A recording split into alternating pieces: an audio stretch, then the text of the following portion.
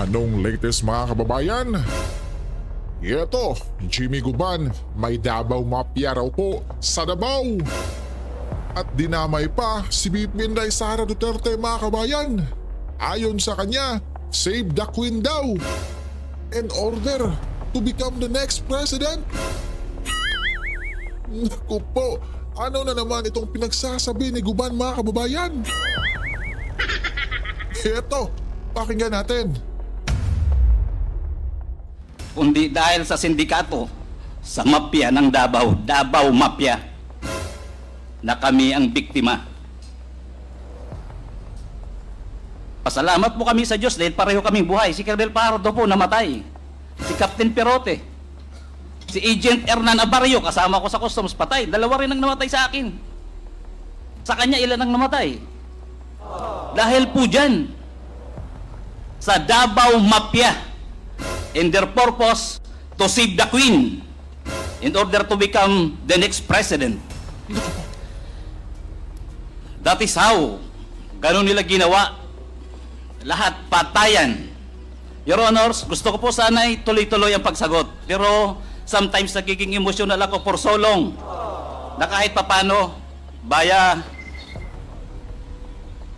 internet, kahit papano pareho kaming buhay.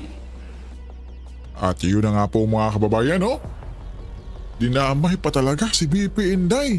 Save the Queen daw po, di umano mga kabayan. Para daw po maging Pangulo si VP Inday sa next election. Naku po, magkano kaya ang bayad kay Guban mga kababayan? Di ba? Samantala, kung Paduano, umiyak sa galit mga kababayan. Dahil raw hindi sumipot si dating Pangulong Duterte sa kanilang hearing o quadcom hearing mga kababayan. Eto, pakinggan natin ang pag-iyak ni Kung Paduano mga kababayan.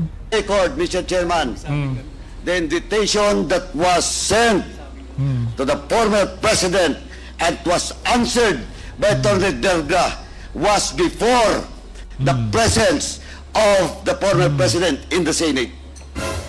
And he has promised us, this committee, through his letter, that after November 1, he will be present in today's hearing. Ano to? Naglulukuhan tayo dito? Well, in fact, I will not discuss and argue with our colleague, Congressman Kit Flores, with regards to the content of this second letter. But, malinaw po, Mr. Chairman, na naglulukuhan tayo dito. Naglulukuhan tayo dito because the first letter promised us that he will be present after November 1. Kung hindi tayo naglulukuhan dito, eh ano? Natatakot siya? Na pumunta dito? Weh. Mr. Chairman, that's why my first motion was to issue a show-cause order for Attorney Delga to answer both letters. And, Mr. Chairman, and I would like to reiterate once again that we should invite again the former president to be present in the next hearing. Grabe. Ang tapang talaga ni Paduano mga kabayan, oh. Eh bakit? Hindi natin yan nakita noon, kabayan. Or nadinig man lang, di ba? Di ba? Kung talagang matapang ka, noon dapat ganyan, nagwawala ka sa harapan ni Pangulong Duterte. Di ba, kabayan? Samantala, agad naman itong sinagot ni Attorney Sal Panelo na kung siya ang tatanungin, ay di na dapat pang pumunta si Pangulong Duterte sa quadcom hearing. Eto, pakinggan natin si Attorney Sal. Pero kung akong tatanungin nyo, sinabi ko na mga kadahilanan kung bakit hindi na kailangan.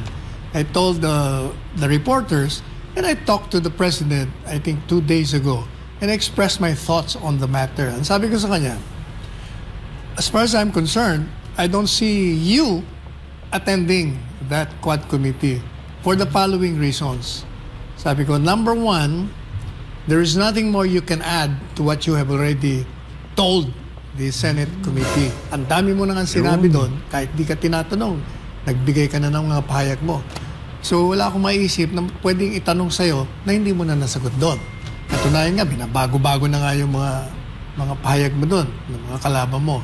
Number 2, sabi ko, since it is unnecessary for you to go there, it goes without saying na it will be a waste of time also for you to go there kasi nga, nasa Davao ka, lilipad ka rito, palagi kang may staff, may security, gagastusan mo na naman yon. Stay ka rito ng ilang araw, saan ka ba kumukuha ng pera? Sabi mo nga, wala ka naman trabaho na. Diyan ka lang sa retirement fund. Di kawawa ka naman. Waste of time na, waste of money pa. And waste of taxpayers' money pag tinutuloy nila yan.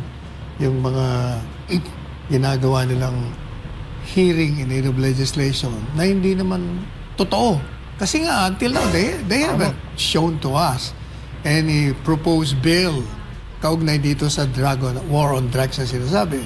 Pangatlo, sabi ko sa mga reporters at kay Presidente Duterte, from the very start, I've been saying, if you have evidence, file the cases. Ba't di nyo pinafile?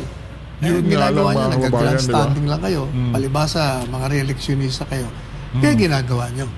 So, mabuti naman at yun din ang nasa kaisipan ng Presidente Duterte kaya hindi na siya attend. Siyempre, mamaya gagamitin na naman yan, sasabihin naman yan, natakot siya. Takot. Pailan nyo ng kaso kung gusto nyo. Matagal na kayo ginahamon ang problema sa inyo, but you cannot blame them also. Mga politiko, re-electionista. Pagkakataon na. Libre. Publisidad. Pero ito yung sabi ng mga netizen, hindi pa ba natututo yung mga critics of former President Digo Duterte na sa tuwing sinisiraan siya, like for example, Attorney Sal, 3 days before the presidential election, naglabas sila ng black propaganda against him. But ano ang nangyari, Attorney Sal? The more naging curious yung mga tao sa kanya and the more he gained votes doon sa election. You think, Attorney Sal, the more the former president is being persecuted, the more din tumataas yung awareness and dissatisfaction ng mga tao on how this government is handling the drug war? Ay, di ba palagi nating inaawit yung hayan na naman sila, hindi na kayo natuto. Totoo yun, alam nyo, akala nyo ba nagagalit si Presidente Duterte sa ginagawa niya? He's laughing. He's so amused. He loves it. Kaya palagi sinasabi, bring it on.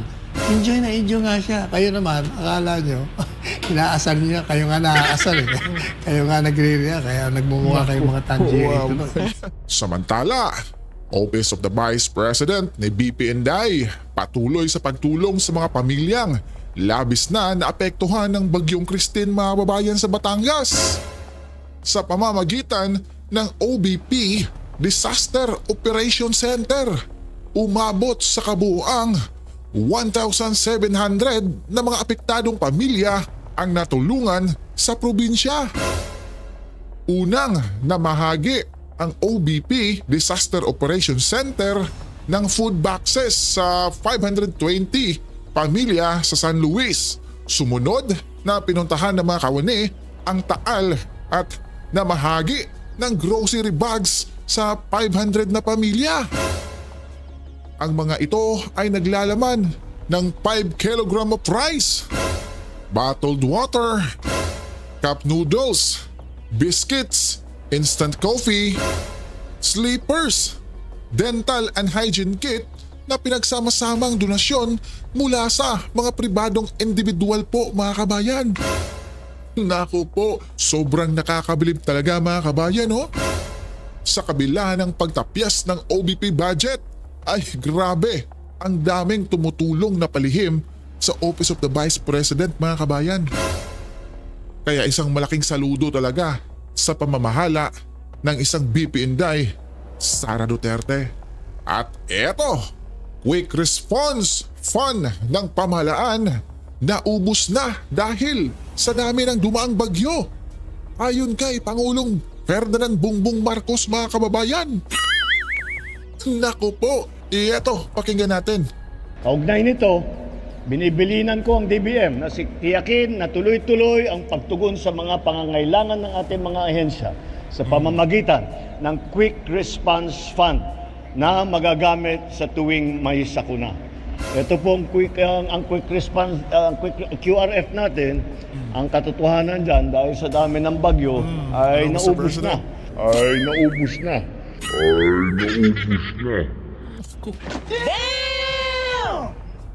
Okay, so anong gagawin natin, mahal na Pangulo? May paparating pa na bagyo. Diba mga kabayan? At seryoso ha? Bakit naubos? Diba? Nagbenta pa tayo ng gold, kabayan? Naalala niyo pa yun, mga kabayan? O saan napunta yun? At ngayon, ubos na. Naku po, saan na naman kukuha yung ating mahal na Pangulo, mga kabayan, ng budget? Yeah? Naku po. Kaya pala yung ibinigay nilang materyales para pabahay ay pabahay ng aso, mga babayan ata. Naku po. Diba? Naku po, mahal na Pangulo. Gising-gising din tayo pag may time. Good news, mga kabayan, Kong Dan Fernandez at Benny Atrasabante Jr. nagbitiw bilang chairperson sa Quad Committee. Ito, panoorin natin ang kabuuang balitang ito. Sa magpapatuloy ng pagdinig ng Quad Committee sa House of Representatives sa umano'y extrajudicial killing sa war on drugs ni dating Pangulong Rodrigo Duterte, inanunsyo ni Representative Dan Fernandez na handa ito at si Representative Bienvenido Abante Jr. na pansamantalang bakantehin ang kanilang chairmanship. Kasunod ito ng iniyayag ni dating Mandaluyong City Police Chief Colonel Hector Grijaldo na kinausap siya ng naturang mga mambabatas para kumpirmahin ang umano'y reward system sa war on drugs. Sa naging pagdinig ng Senate Blue Ribbon Committee noong October 22, sinabi ni Grijaldo na kinausap siya ni Fernandez at Abante para kumpirmahin ang sinabi ni retired Colonel Royina Garma na mayroon talagang reward system. Kasamaan niya nito sa isang kwarto noong kinausap siya ng dalawang mambabatas ang abogado ni Garma. Sa pagdinig ngayong Webes, sinabi ni Fernandez na ang kanilang hakbang ni Abante ay upang hindi mabahiran ng negatibong impresyon ang isinagawang pagdinig ng Quadcom.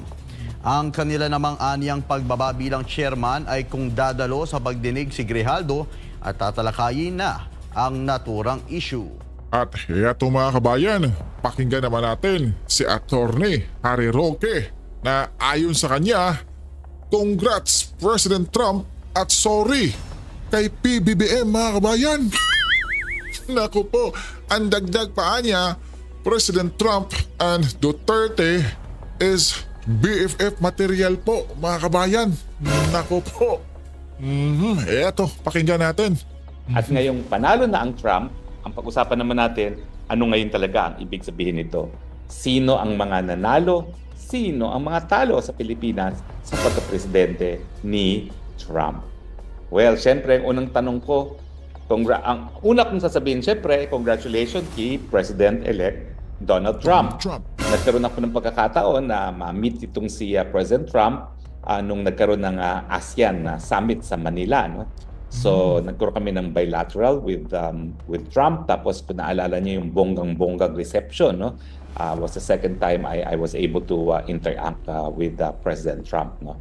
At ang nakita ko talaga doon sa usapan ng dalawang presidente, si President Trump at saka si Presidente Duterte, ay mukhang BFF material sila.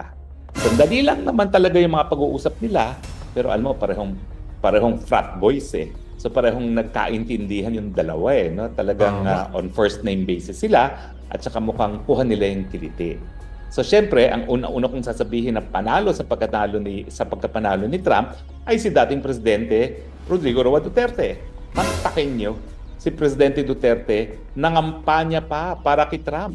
Wala siyang pakialam kung magalit si Biden, no? Alam niyo naman, talagang si Presidente Duterte, hindi yan malapit sa mga Democrats. Minura nga niya si Obama, di ba? Dahil kung ano-anong sinasabi ni Obama tungkol sa kanyang human rights records, no? At minura niya, no? At mula noon, sarado na ang pag-iisip niya sa mga Democrats. Kaya naman, bagamat ang daming binato kay Trump, mga criminal cases, ang daming mga pagbibintang, walang pakialam ang Presidente Duterte, at ang sinabi niya, ikakampanya ko pa si Donald Trump sa mga Pilipino sa Amerika. At yan naman ang ginawa niya, no? Nanawagan siya sa mga Bisaya sa Amerika na iboto ang Trump. Actually, hindi na siya kailangan mangampanya dahil ako, nag-aral naman ako sa Amerika, dami beses ko na nakarating sa Amerika, buong pamilya ko nandun sa Amerika. Ang mga Pilipino talaga ay maka-Republican. Bakit? At least yung mga Pilipino na kakilala ko, mga doktor, gaya ng aking mga kamag-anak, mga profesional, talagang yan po ay maka-Republican. No? At bihira talaga na meron talaga mga mala-aktivistang Pilipino na pumapanig sa Democratic Party. Bagamat, ang sabi ko nga nung huling pag-uusap natin, huwag tayo magkakamali. Democrat or Republican, abang unang-unang isusulong nila ay interest ng mga Amerikano. At kinakailangan natin palaging isipin na hindi tayo kapareho na pang-nasyonal na interes. Minsan, taliwas ang interes natin sa Amerika gaya ng pakikipagyera sa China na wala naman tayong pakialam. So, ang unang-unang panalo, si Presidente Duterte kasi balik na as Presidente ang kanyang BFF na si Donald Trump. Now, para dun sa mga nagsasabi na hindi ito totoo ha, naku, tignan niyo po, 2017 article, nagkaroon ng secret leak na pinure ni President Trump ang drug war ni Presidente Duterte. Hindi po yan gagawin ng Biden administration o ni Kamala Harris. No? Pero pinuri talaga yan ni President Trump, unang-una. Pangalawa, nung ako'y nanungkulan pa kay Presidente Duterte, humingi pa ng saklolo si Donald Trump. Well, pwede ko lang sabihin niya kasi nailabas na rin yan sa balita, no? Na ginamit niyang tulay itong si dating Presidente Duterte para dun sa leader ng North Korea. Dahil alam niyo naman, mainit talaga palagi ang usapin ng North and South Korea dahil may nuclear weapons ng North Korea na palagi binabantaan ng South Korea at ang Japan. At ang defense naman ng Japan, syempre, ay ginagampanan ng mga Amerikano. No?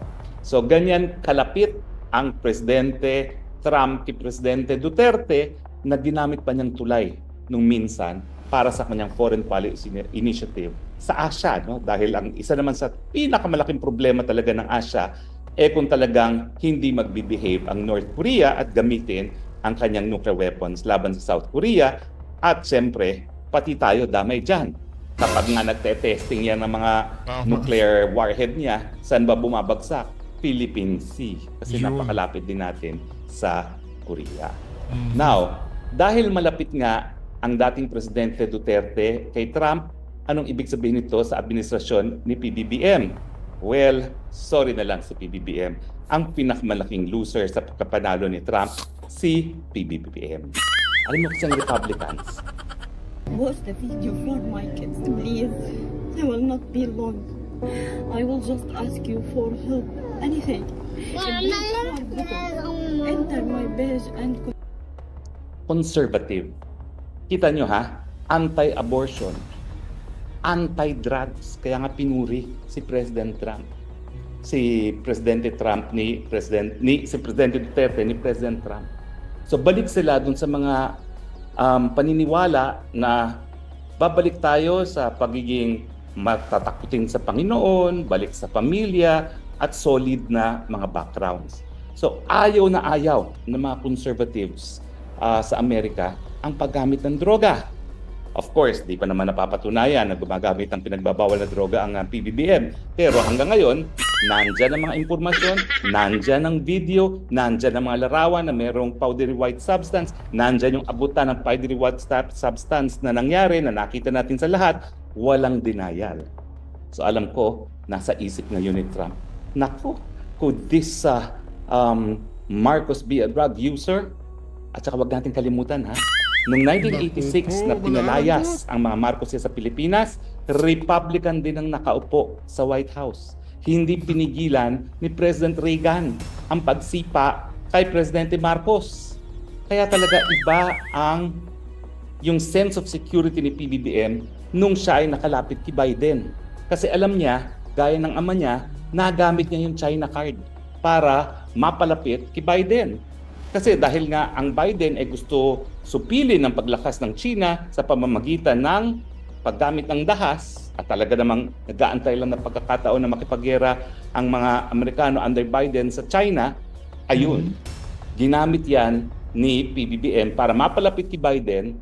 Paano? Sa pamamagitan ng pagpayag na magbukas ng 4 pang mga base militar ang mga Amerikano na malapit sa Taiwan. Ibig sabihin, wala namang kinalaman yan sa West Philippine Sea na meron tayong hidwaan sa China. Ang talagang motibo ni Presidente BBM dun sa pagpayag na gamitin ang mga base militar natin sa Cagayan at saka sa Ilocos at saka sa Isabela ay para ang mga Amerikano ay magkaroon ng base militar para depensahan ng Taiwan kapag ito ay lulusubin ng China. Now, bakit mag-iiba itong polisiyang to kay President Trump? Well, kasi si President Trump, hindi niya kinakailangan lihisin ang atensyon ng kanyang mga mamamayan sa mga problema sa Amerika. Haharapin niya ang problema sa Amerika. Ano ba ang problema? Bakit ba natalo ang mga Democrats? Siyempre, it's always about the economy, stupid. Pabalik-balik po ako sa Amerika at nakikita ko talaga, napakahirap ng buhay sa Amerika. Hindi ko nga alam kung bakit yung mga kapatid ko nananatili pa doon. No? Pagkamat yung isang kapatid ko doktor, ayun, naintindihan ko, milyonaryo yun. Yung isang kapatid ko, executive. Pero yung nurse at saka yung isang nagtatrabaho sa hotel, sabi ko, umuwi na kayo. Walang nangyayari sa buhay dyan sa Amerika dahil napakahirap po talaga ng buhay sa Amerika. Ako hindi mo ako mapapatira roon dahil talagang mahihirapan akong magkaroon ng hanap buhay sa Amerika dahil patay na patay ang ekonomiya. So it's the economy, stupid. Ang akala ni Harris, yung mga issue ng human rights gaya ng karapatan para sa abortion ay bibigyan ng mas malaking importansya ng mga Amerikano kesa sa ekonomiya, yung hanap buhay. So parang sa Pilipinas din yan. Kahit anong gawin nyo na ilihis ang issue dun sa kahirapan sa pamamagitan ng ginagamit ang China na kalaban para tayo magkaisa laban sa isang kalaban, hindi mag-work.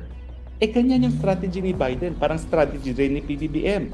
Humarap tayo ng kaaway nang sa ganun makalimutan ng mga Pilipino yung tunay na problema ng kahirapan. Ano naman sa discipline? Para di sayang ang effort, I choose San Mig Sugar-Free White Coffee. Panalo sa sugar-free coffee syrup.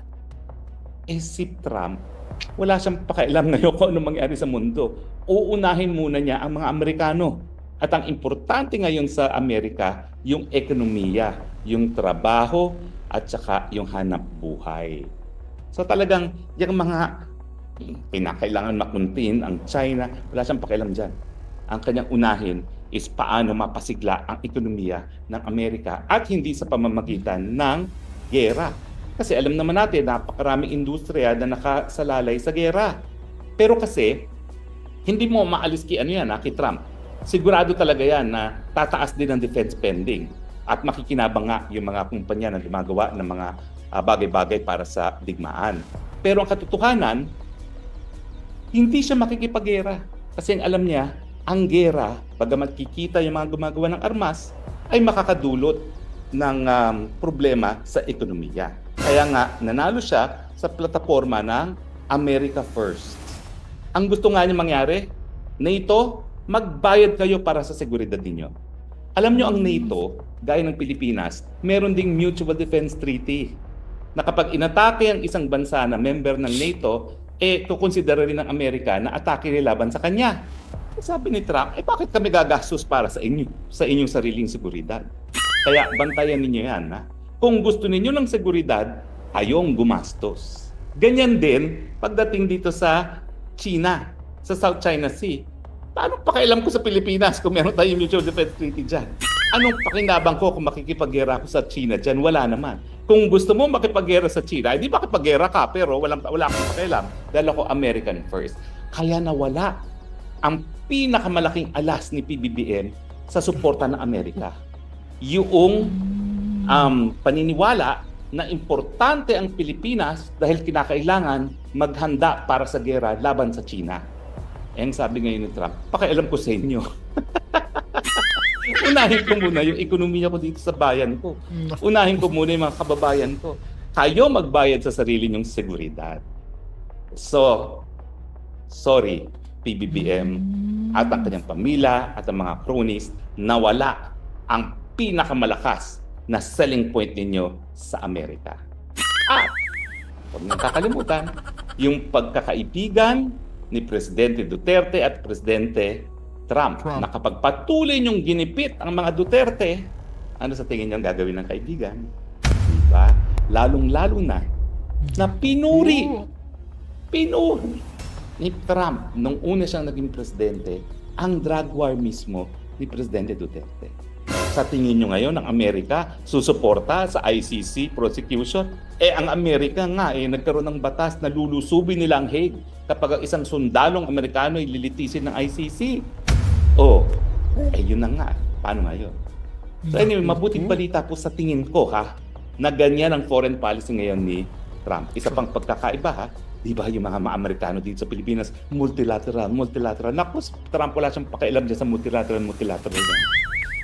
Siya, bahala kayo sa mga buhay ninyo, Amerika muna ang aatupagin po. Now, ibig sabihin din yan, naging mas malaki ngayon ang posibilidad na magkakaroon tayo ng kapayapaan sa mga lugar na merong mga gulo. Pareho sa Amerika, Republican Democrat, na malakas ang impluwensya ng mga Hudyo. Kaya naman talagang rineresbakan nila ang Israel. Pero, ang pagkakaiba, itong si Kamala Harris, nandun na siya sa lugar ng mga Palestino sa Michigan. Doon ako nag-aral sa Ann Arbor. So may isang lugar po doon, Dearborn, na talagang puro mga Palestino. Hindi niya pinuntahan yun. Hindi niya pinasalita ang mga Palestino na nagiging biktima na ng genocide. Dahil naniniwala siya na mas malakas pa rin yung mga Hudyo sa pagdating sa pagbibigay ng pera at pagkukuha ng boto. Nagkamali siya. Kasi nga, ang nakikita nating larawan ngayon sa TV, sa CNN, sa Al Jazeera, ay genocide na yung nangyayari sa Gaza. At paano natin masusuportahan? Kaya ngayon, parang mas maganda ang magiging paninindigan ni Trump na ititigil niya ang gulo diyan sa Gaza Strip. Diba? At syempre, ang sabi niya, hindi ko alam kung magagawa niya, 24 hours, ititigil niya ang labanan sa Ukraine. Bakit? Kasi nga, bakit gagastos ang Amerika sa Ukraine? Kaya lang naman i-involve ang Amerika dyan dahil nga doon sa pangako niya sa NATO na gaya ng Pilipinas, meron silang Mutual Defense Treaty. Ay naku, sabi ni Trump, kayong gumastos para sa sarili niyong seguridad.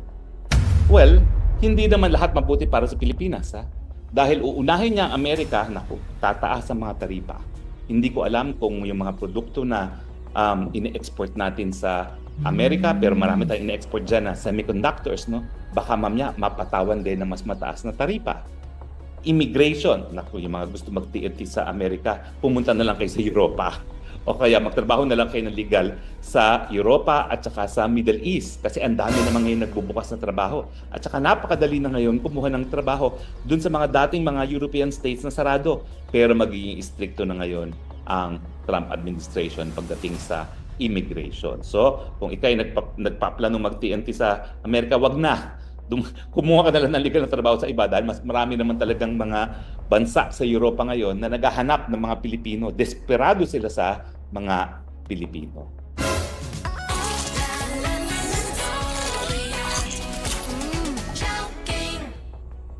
Now, so, paano ngayon tatratuhin si BBM?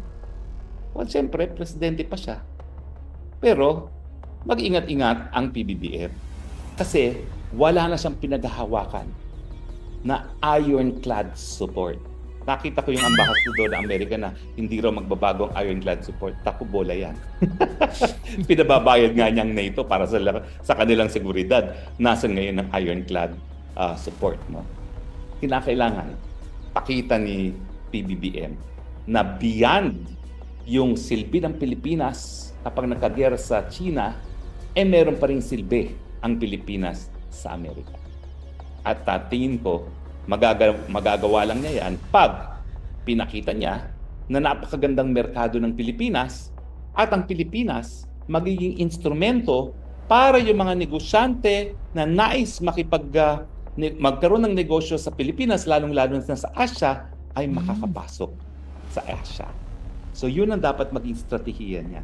Kalimutan na niya yung West Philippines Sea, mga ngawa-ngawa ni Latarela, ganyan-ganyan. Wala na yan kay Trump. Ang isipin na lang ng PBBM kung gusto niyang mapalapit kay Trump, paano makakatulong ang Pilipinas na mapasigla ang ekonomiya ng Amerika at ng Pilipinas sa pamamagitan ng pagtataguyod ng pangangalakal ng mga Amerikano, ng mga Pilipino sa Asia. Ibig sabihin, yung pinakamalaking merkado sa Asia, China. So China pa rin ang focus, pero ang selling point natin, paano natin matutulungan ang mga Amerikanong manggagawa na magkaroon ng mas mataas na kabuhayan para sa merkado ng Asia. Kasama dyan ang merkado ng China.